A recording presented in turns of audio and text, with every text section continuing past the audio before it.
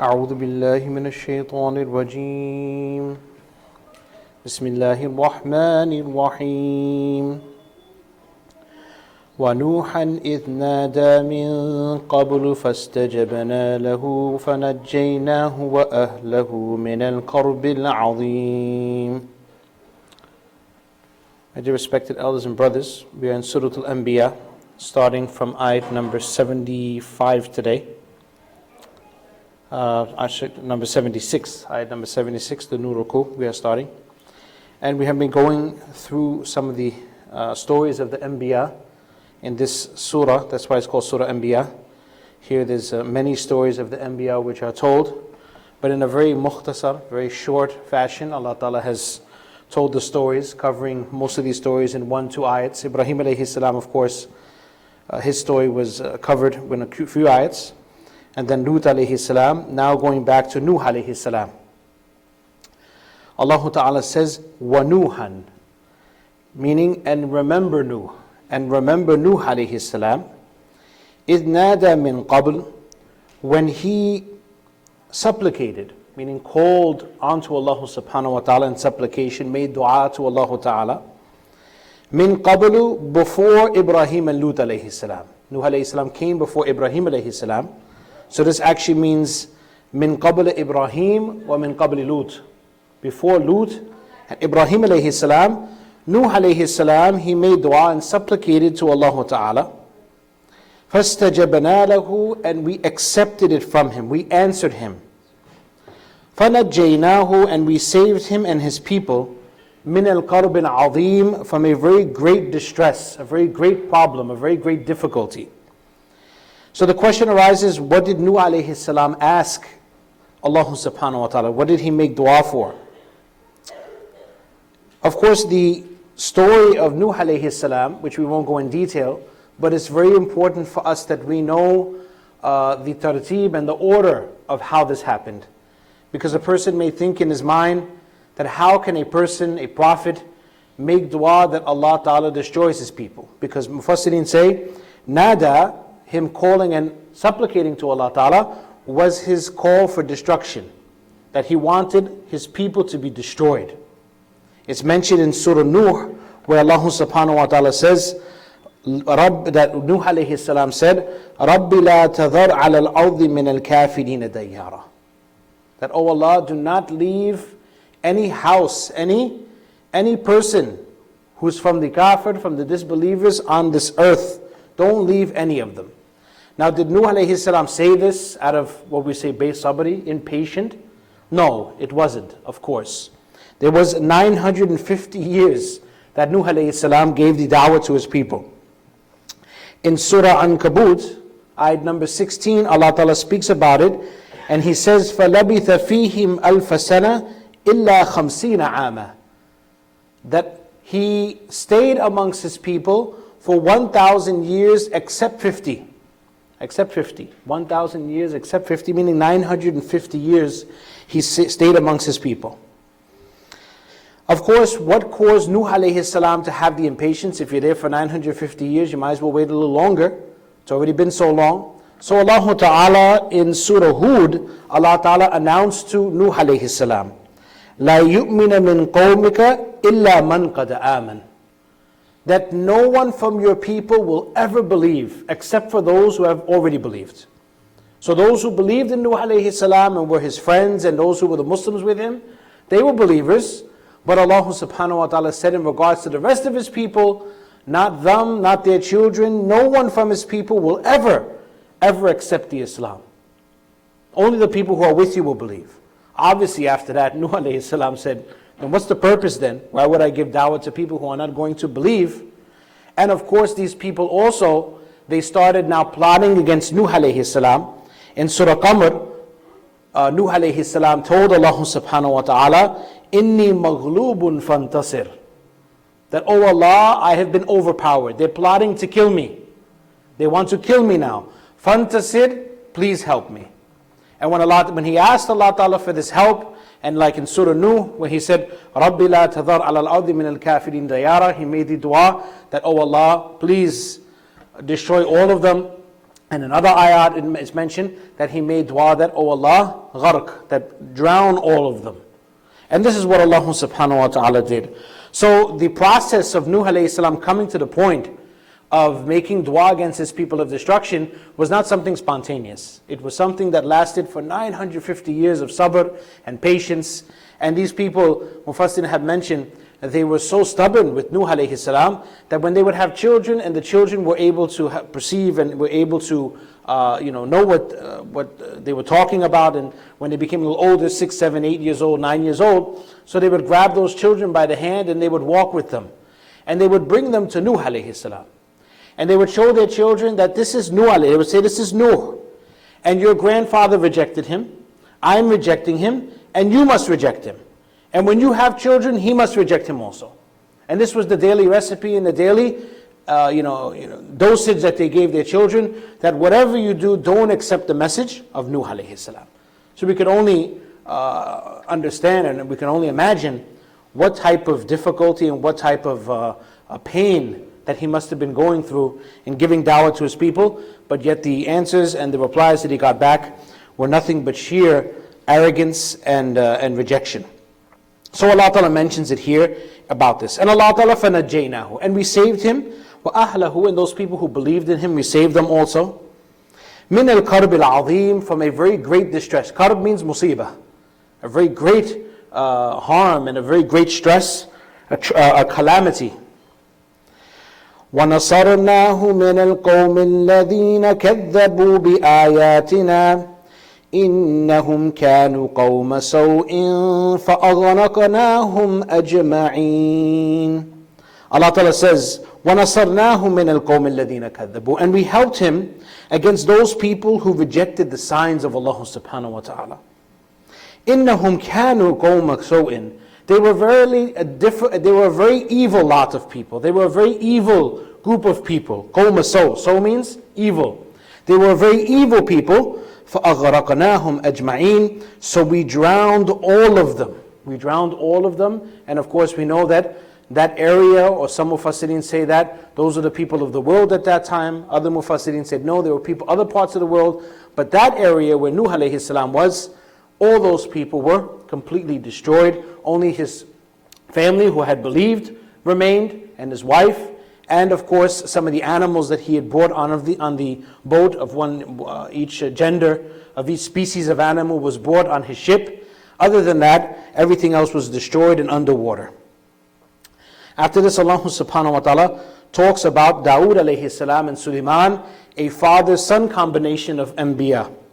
Allah subhanahu wa ta'ala says, وَدَاوُودَ وَسُلَيْمَانَ إِذْ يَحْكُمَانِ فِي الْحَرْثِ إذ نفشت فيه غنم القوم وَكُنَّا لِحُكْمِهِمْ شَاهِدِينَ.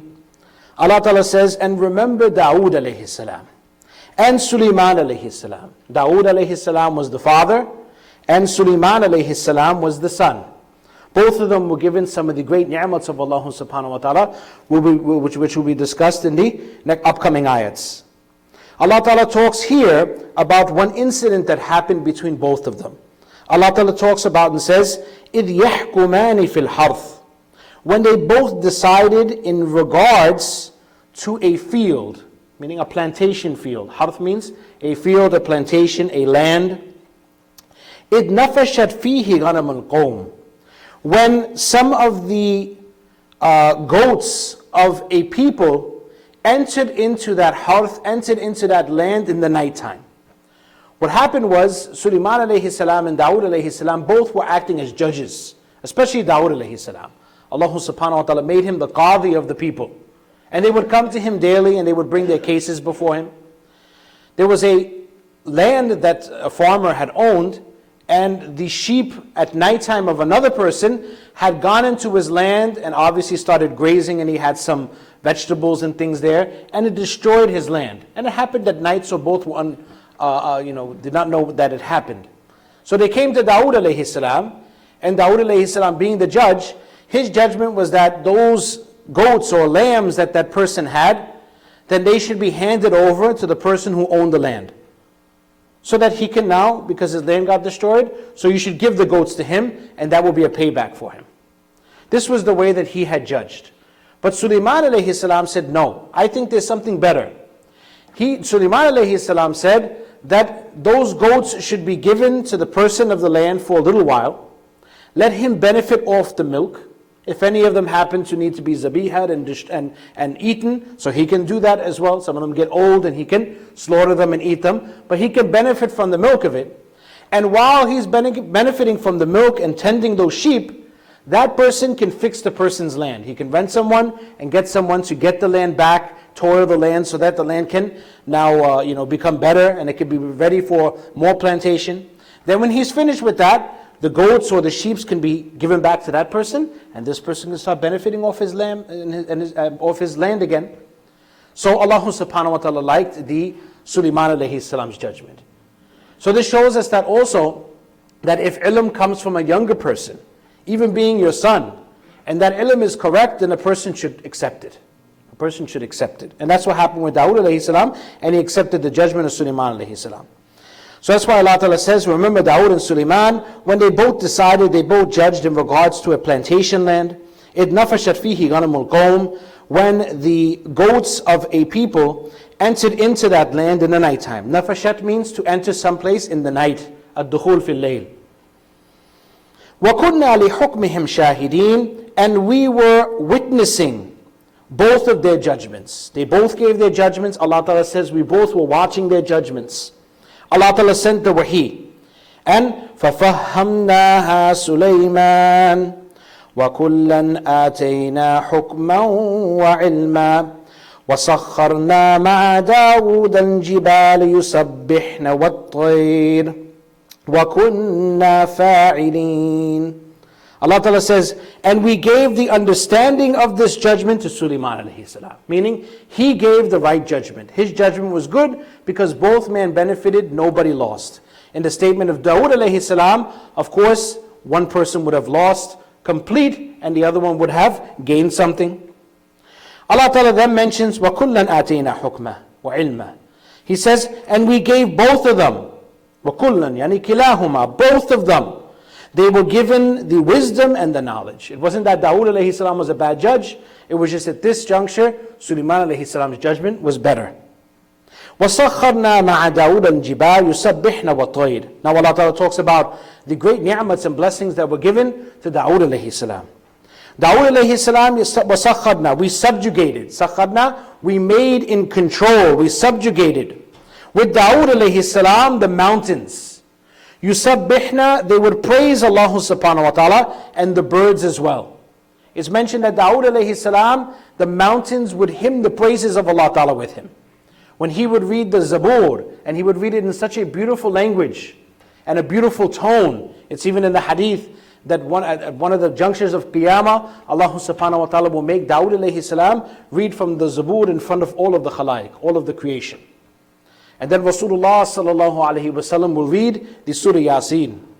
And then Allah subhanahu wa ta'ala will read the Surah Rahman in front of us. So Dawood alayhi salam's voice is so beautiful. So when he would hymn and start reading the Zabur, so the mountains also, of course they would echo, it would be an echoing sound, but they themselves would come with their own voice, and they also would be, hymning the praises of Allah subhanahu wa ta'ala in the Zabur. This was one of the miracles of Dawood alayhi salam. وَالطَّيْرِ, and even the birds will come. And the birds would come and they would also chirp and they would also hymn the praises of Allah subhanahu wa ta'ala in their own voices, in their own beautiful chirping sounds. It would sound like they were reading the Zabur also. وَكُنَّا فَاعِلِينَ, and of course this was no doing of Dawood alayhi salam. It was gifted to him by Allah subhanahu wa ta'ala. So Allah ta'ala says, وَكُنَّا فَاعِلِينَ, and we were the ones that did all this. We did all this. It wasn't the Prophet, it wasn't anybody. It's only Allah subhanahu wa ta'ala can make mountains hymn praises of him, and also birds as well. After this, Allah subhanahu wa ta'ala mentions some other ni'mats that were given to him. وَعَلَّمْنَاهُ صَنْعَةَ لَبُوسٍ لَكُمْ لِتُحْسِنَكُمْ مِنْ بَأْسِكُمْ فَهَلْ أَنْتُمْ شَاكِرُونَ. And we taught Dawood alayhi salam how to make coats of armor, san'at al-labus, garments of war. Before Dawood alayhi salam, the garments of war were like kind of like what you see on a knight. It was a sheet of armor in the front and the back. The legs were a sheet of armor, but they were not able to move very good. Kind of like the Tin Man of the Wizard of Oz. Weren't able to move around good. If you knocked him over, then even though he had all that armor, he couldn't get up. He can play with his nose. He can't do anything. So this armor, though it protected the person, but it was very hard for the person to maneuver and to fight good in battles.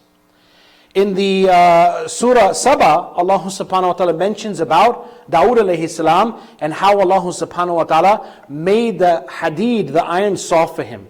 وَأَلَنَّا لَهُ الْحَدِيدِ We made the hadid, the iron, soft for Dawood alayhi salam. He used to bend it like a pretzel, and he would make the iron and make the different things, make the swords, and he would like craft it like a person crafts dough. This was a miracle Allah subhanahu wa ta'ala gave Dawood alayhi salam. And one of the things that he did is he wouldn't make sheets of armor, but he started making the chains. If you ever seen some of the knights or some of the people who fight back in the days, they would wear this armor, but they would wear the chained one. And now when you wore the chained one, now you can bend your arms, you can flip, you can jump up and down. If you fall on the floor, you can get up. So Allah subhanahu wa ta'ala in Surah Saba, Allah subhanahu wa ta'ala tells Dawood alayhi salam, وَقَدِّرْ فِي الصَّدْرِ And make sure that you make the right andaza and the right measurement in your loops of the chains. He used to make the loops, and he used to form these beautiful coats of armor, which you call a mail. And then the people would buy it from him, and he would make money from this. He would work his own hands. But of course, it was much easier. He didn't need fire or anything. Right when he would touch it, it would melt in his hands. So this is what Allah subhanahu wa ta'ala gave him. Sana'a. Sanat al-Abus means the art craft of making the garments of war.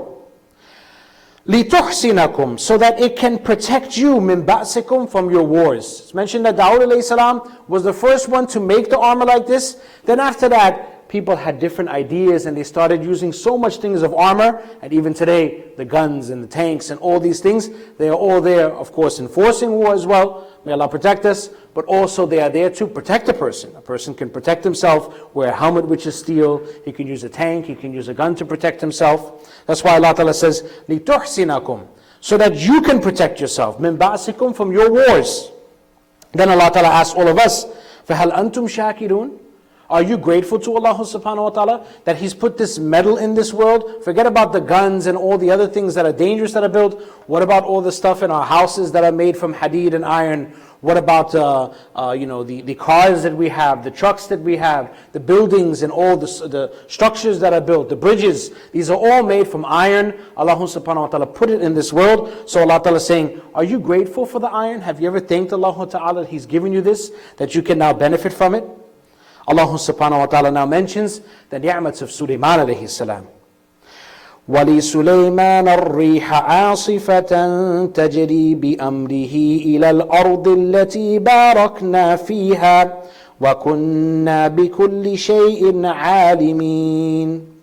Allah Ta'ala says, and for Sulaiman alayhi salam, he had wind. We subjugated the wind for him.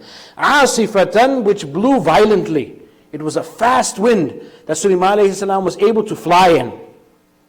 Tajri bi amrihi, it used to flow and it used to move in the order of Sulaiman alayhi salam. If Sulaiman alayhi salam told the wind to make a right, he'd make a right turn. Told him make a left turn. Lift me up, bring me down. Whatever he wanted the wind to do, it would do for him. إِلَى الْأَرْضِ الَّتِي بَارَكْنَا فِيهَا And it would take him to that land which we have put barakat and blessings in. Whenever Allah Ta'ala talks about the land He put barakat and blessings in, He's talking about Sham, Syria. Right now these days we know what's going on with Syria. May Allah Ta'ala protect our Syrian people. The Sham has been mentioned in hadith. It's a great land. Not many lands have been mentioned in hadith, but Sham is the one that if you look at the hadith of Bukhari and Muslim, Rasulullah is talking so great about Sham. Allah Ta'ala in the Quran also mentions it so many times. It doesn't even say the land of Sham. Allati barakna fiha. That land that we have put so much barakat and blessings in. وَكُنَّا بِكُلِّ شَيْءٍ عَالِمِينَ And we were the ones that knew everything. Meaning everything that was going on, we knew. Now there could be two meanings to this. One could be that Allah Ta'ala knew how Sulaiman alayhi salam was supposed to benefit from the wind. He was in actual control of the wind.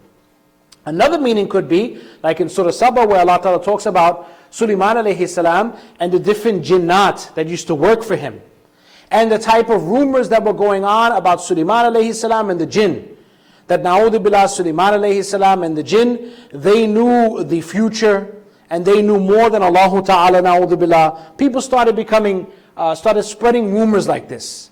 So when Sulaiman alayhi salam died, Allah subhanahu wa ta'ala gave him death in his mihrab. And he had a small room mihrab where he would watch the jinn do work.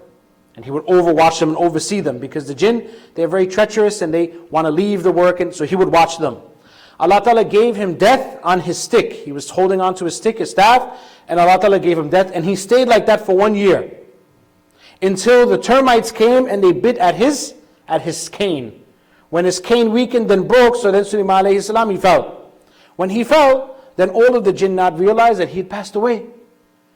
And of course, if they would have known that, and they knew the future, then they would have known that Sulaiman salam passed away. We can all run away. We don't have to do our work anymore. Those who were treacherous and those who were against Sulaiman alayhi salam and just working for him out of force, we could leave and run away. So this proved that they didn't have the ilm of the future. Allah Ta'ala did this to them to show this. So it could be that Allah Ta'ala is indicating towards that. وَكُنَّا بِكُلِّ شَيْءٍ عَالِمِينَ. Anyone who thought that Sulaiman alayhi salam or the jinnat, they had full knowledge, and knowledge like Allah subhanahu wa ta'ala does, that's not true. Allah Ta'ala is the one that has the full knowledge.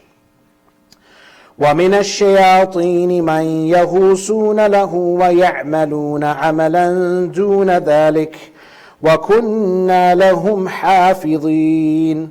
Allah Ta'ala says, and amongst the demons, the shayateen, meaning Sulaiman alayhi salam had the ability to have in his control shayateen, jinns who were treacherous and jinns who were evil. They would be in his power, and he would jail them and he would hold them, and he would make them do things for him and keep them working, because if they didn't, they would go outside and do wrong things.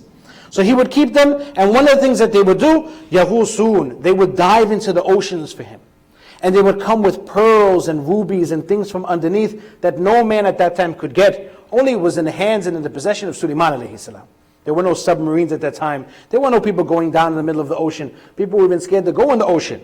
But he would go, and these jinnat would go down, and they would bring pearls and rubies and corals and all these things, and Sulaiman alayhi salam would have all these things at his expense. وَيَعْمَلُونَ عَمَلًا دُونَ ذَلِكَ. And they used to do other things. In Surah Sabah, it's more mentioned, they would build forts for him, and they would build statues for him. Many of the ulama say, at the time of Sulaiman alayhi salam, to build a statue which was a live person, it was jaiz, it was permissible in the sharia of Sulaiman alayhi salam. And they would build big large pots and large plates and buildings, and they would build many things. Even to this day, if a person goes to Masjid Aqsa, and in the basement area, there are portions of the Masjid Aqsa which have been, the Mu'arrikhin have said that the jinnat built those portions for Sulaiman alayhi salam. They're big, large, incredibly big slabs of cement which have been put there. You would wonder and think that how could a man do that so many years back? It wasn't men, it was the jinnat who did that. So the basis of the Masjid Aqsa is contained these big gigantic slabs of cement, and these were put by the jinnat according to our ulama. They would do other actions as well. وَكُنَّا لَهُمْ حَافِظِينَ. And we were the ones who were watching over them. Even though Sulaiman alayhi salam had them in his under his power, but it was of course Allah subhanahu wa ta'ala who really was the one who put these jinns under the power of Sulaiman. What power Sulaiman alayhi salam had to have these jinns? It was Allah Ta'ala gave it to him. Then he was able to do these things. Allah subhanahu wa ta'ala now talks about Ayyub alayhi salam and the difficulties that he went through, and the sabr and the shukr that he showed Allah subhanahu wa ta'ala. وَأَيُّوبَ إِذْ نَادَى رَبَّهُ أَنِّي مَسَّنِيَ الضُّرُّ وَأَنْتَ أَرْحَمُ الرَّاحِمِينَ. Allah Ta'ala says, and remember Ayyub alayhi salam, when he supplicated to his Lord, and he said that I've been afflicted with a difficulty. مَسَّنِيَ الضُّرُّ. Allah Ta'ala had given him very severe sickness. With that also, Ayyub alayhi salam was blessed with a lot of cattle and land and blessings and houses. He had a lot of different things. And in one shot, consistently, Allah subhanahu wa ta'ala took these ni'mats away from him. His children passed away. He had multiple wives. Some of his wives passed away. He had great health. His health deteriorated. He became very sick, to such an extent that people did not even want to visit him. His sickness was so bad. And of course, he was one who made sabr. He was only asking from Allah subhanahu wa ta'ala. So he was kind of stubborn. He was a stubborn person also. He didn't want to seek any help from anybody, nothing. Only Allah subhanahu wa ta'ala will help me. So Allah ta'ala put him through a great, great test. And he mentions this to Allah subhanahu wa ta'ala. He made dua and he said, "Oh Allah, anna masani al-dhur." I have some difficulty. A difficulty has reached me. Wa anta arhamur rahimin. But look at him. Right away he says, why he might be thinking, why does he say this? He doesn't want Allah Ta'ala to think that what? I'm complaining about you. That I'm in such difficulty. I'm not trying to say that, oh Allah, you are oppressive and why you've done this. وَأَنْتَ أَرْحَمُ الرَّاحِمِينَ. I have gotten all these difficulties on me, but you are still the most merciful of those who show mercy. This was the way of the Anbiya. They used to ask from Allah subhanahu wa ta'ala, but they never ever wanted Allah subhanahu wa ta'ala to even think that they were complaining to Him. فاستجبنا له فكشفنا ما به من ضر وآتيناه أهله ومثلهم معهم رحمة من عندنا وذكرى للعابدين. Allah Ta'ala mentions فاستجبنا له, and we accepted that dua for him. And فكشفنا به من ضر, and we got rid of the difficulty that was with him, meaning he was healed from his sickness. And Allah Ta'ala opened up the doors of rizq for him. Some of the ulama even say to such an extent that the children who had passed away, Allah Ta'ala brought them back to life. They came back to his house. And other ulama say no, that Allah subhanahu wa ta'ala kept them passed away, but after that Allah subhanahu wa ta'ala gave him even more family, more wives and more family and more children. وَآتَيْنَاهُ أَهْلَهُ وَمِثْلَهُم, and we gave him his family and the likes of it also. That's why some ulama say that ahlahu means a new family and even more than them, double. Or some ulama say ahlahu, meaning his family from before. They came back to life and Allah Ta'ala brought them back to him. وَمِثْلَهُمْ, and the likes of them also, meaning he got double the amount of family that he had before. رَحْمَةً مِنْ عِنْدِنَا, as a token of mercy from us. وَذِكْرَى لِلْعَابِدِينَ, and as a remembrance, a source of remembrance and a reminder for those who worship Allah subhanahu wa ta'ala. And what's the reminder to us? That every single musibat and difficulty doesn't mean that the wrath of Allah Ta'ala is on us. A person sometimes goes through some difficulty. He gets cancer, he gets some sickness, someone dies in his family, the money's not coming in like it used to. Difficulties and problems, he thinks all of a sudden that it's the wrath of Allah subhanahu wa ta'ala. No, Allah Ta'ala is Arhamur Rahimin. Allah Ta'ala tests people who come close to Him. Allah wants to see that was that relationship you had with Him, was it because of the things that He gave you? When He takes it away, will that relationship still remain with Allah subhanahu wa ta'ala in its original essence and its original strength? He wants to see that. And if we can pass that, then Allah subhanahu wa ta'ala will again open up those doors for us. And when He gives, He will give in double even.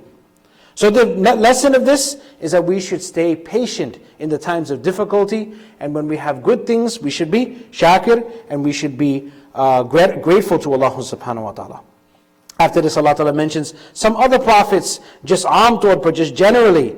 وَإِسْمَاعِيلَ وَإِدْرِيسَ وَذَا الْكِفْلِ كُلٌّ مِّنَ الصَّابِرِينَ. And Ismail alayhi salam, the son of Ibrahim alayhi salam, and Idris alayhi salam, also a prophet of Allah subhanahu wa ta'ala. وَذَا الْكِفْلِ, and Dhul Kifl or Dhul Kifl, the hadith and Quran are quiet about him. Only his name is mentioned. Some Sahaba said that he was a prophet of Allah Ta'ala, which is more in line with, of course, the stories, because all these stories have been talked about, all the messengers of Allah Ta'ala. So it seems like he was a messenger. And other ulama say that no, he was a wali of Allah Subhanahu wa Ta'ala. Some ulama, because of his name, have associated with some people who are in hadith and in history. But most of the ulama say, Ibhamu ma abham Allah. If Allah Ta'ala has kept it quiet, Rasulullah didn't speak about it, so therefore you stay quiet about it. It's better. It was a great person. Allah Ta'ala says, إِنَّهُ مِنَ وَكُلُّ مِنَ الصَّابِرِينَ. They were from those who bear patience in the way of Allah Ta'ala. They were patient people. So Allah Ta'ala knows best who this person was and whether he was a prophet or not. Looks like he was a prophet. Allah Subhanahu wa Ta'ala says after this, وَأَدْخَلْنَاهُمْ فِي رَحْمَتِنَا إِنَّهُمْ مِنَ الصَّالِحِينَ. Allah Ta'ala says, and we entered them into our rahmah, our mercy. Meaning, It could be that Allah Ta'ala saved them when they were in difficulty, or it could mean that Allah Subhanahu wa Ta'ala entered into their mercy, meaning the nubuwwat. Allah Ta'ala gave them prophethood, all of these people. Innahum min as-salihin, verily they were from the pious. They were pious people, upright people. None of them were such that they were na'udhu billah fasiq or sinners. They were all the upright pious people. After this, Allah Ta'ala tells the beautiful story of Yunus alayhi salam. وَذَا النُّونِ إِذْ ذَهَبَ مُغَاضِبًا فَظَنَّ أَن لَّن نَّقْدِرَ عَلَيْهِ فنادى في الظلمات أن لا إله إلا أنت سبحانك إني كنت من الظالمين. Allah Ta'ala says, وَذَا النُّونِ. Noon means a fish. In Urdu you call machliwala, fishwala. The man of the fish, the man of the fish. Yunus alayhi salam was sent to a place called Ninawa. Ninawa right now is very popular in the news. It's right off the suburb of Mosul. Mosul is in Syria, in Sham. Very famous area. People in Mosul is taken over, and then the Kurds took over, and they took over. In Mosul, you hear it a lot. So the suburbs of Mosul is Ninawa. And Yunus alayhi salam went there, gave da'wah to his people, and his people rejected him. And he became very angry with them. And he left without the order of Allah subhanahu wa ta'ala. So his people, when he left, saw the signs of the adab of Allah ta'ala coming. They saw the red skies and something was going to happen. And before he left, Yunus told them that you'll be punished by Allah ta'ala. When they saw the signs that adab was coming and punishment, and they felt it, they grabbed all their kids and their children and their animals, and they went to one of the fields. And they separated the children from the mothers so that they would cry. And everybody started crying. And everybody started making tawbah. And Allah subhanahu wa ta'ala, it worked. Allah ta'ala turned the punishment away. This is the only people that Allah ta'ala, when He brought His punishment, He turned it away from them after that. Now, Yunus alayhi salam had left. And this was without the permission of Allah subhanahu wa ta'ala. He made a mistake. It wasn't a sin, because of course they were rejecting, but he made a mistake. And Allah subhanahu wa ta'ala wanted to teach him. Because of course when a person who's at a high status and a very high office, and he makes even the small mistake, so he can't go to the big bosses and tell them that, I'm sorry, I made that mistake. They will tell him that, we put you in that position so you don't make that mistake. That's why you're there. If I knew you were going to make that mistake, I wouldn't have put you there anyway. So Allah subhanahu wa ta'ala wanted to teach Yunus alayhi salam a lesson. So Yunus alayhi salam ran away from his people, and he went on a boat and wanted to go far away from them and entered into the waters. The boat got too heavy and one person had to jump off. When they wanted to jump off, they said, how are we going to jump off? How are we going to do it? They had great respect for Yunus alayhi salam. So they told him, no, you stay. He said, no, we should draw lots. Put all our names in a bag, and let's take one out, and whoever comes out, that's the one who has to jump out. So they drew lots, and Yunus alayhi salam's name came out. So he said, okay, no, sit, 2 out of 3. And they did it again. Yunus said, no, sit, let's do it. And they kept doing it, and the same name came out. It's quite possible they left his name out, and still the name came out. Because Allah subhanahu wa ta'ala had made it such that he was going to jump out of that boat. Yunus alayhi salam jumped out of the boat. As he was jumping out of the boat, the fish came and opened his mouth, and Yunus alayhi salam fell right into the mouth of the fish and stayed in the stomach. Some say for 1 day, some say 3 days, 40 days. There's different riwayat in the hadith how long he actually stayed. But he did stay in the stomach of the fish in complete darkness, and Allah subhanahu wa ta'ala talks about it. When إِذْ ذَهَبَ مُغَاضِبًا, when he left his people in a state of anger, as I said before. And after that, فَظَنَّ أَلَّا نَقْدِرَ عَلَيْهِ, and he thought that we would not punish him. He was thinking that I'm leaving the people, they rejected, Allah Ta'ala won't punish me, I'm doing what is right. فَنَادَى فِي الظُّلُمَاتِ, so when he went into the stomach of the fish, Allah Ta'ala says, he supplicated to Allah Ta'ala فِي الظُّلُمَاتِ, in darknesses. Dhulumat is the plural of dhulum, which means darknesses, which meant that he was in the darkness of the ocean and the darkness of the stomach of that fish. And if it was nighttime, it was the darkness of the night as well. We can only imagine how dark it was in there. And he made the beautiful dua which we should know by heart, and in difficulties we should also say it. Allah ilaha illa ant. That there is no Lord except you. Subhanaka, all glory is due to you.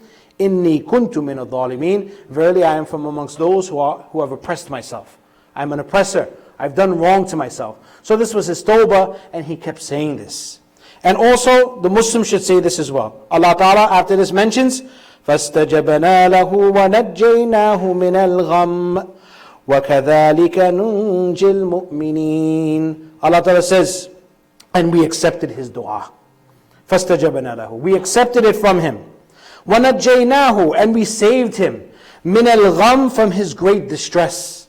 He was in such worry that Allah Ta'ala is angry with me. What am I going to do? Allah Ta'ala made the fish spit him out. He went in a land, and Allah Ta'ala made his recovery. In other surahs we will do in detail what happened to him after that. And Allah Ta'ala then gives the beautiful i'lan and the beautiful announcement after this. وَكَذَلِكَ نُنْجِي الْمُؤْمِنِينَ.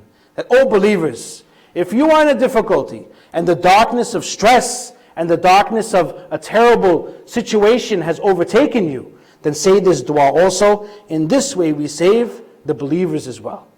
That's why through this dua, even Rasulullah in the hadith of Tirmidhi, one person came and asked Nabi sallallahu alaihi wasallam, I'm in a difficulty, what should I do? Nabi said to read this dua. One of the Sahaba then got up and said, is that only for him and only for Yunus alayhi salam? He said, no, don't you read? Allah Ta'ala says, كَذَلِكَ نُنْجِي الْمُؤْمِنِينَ. In the same way we save all the believers.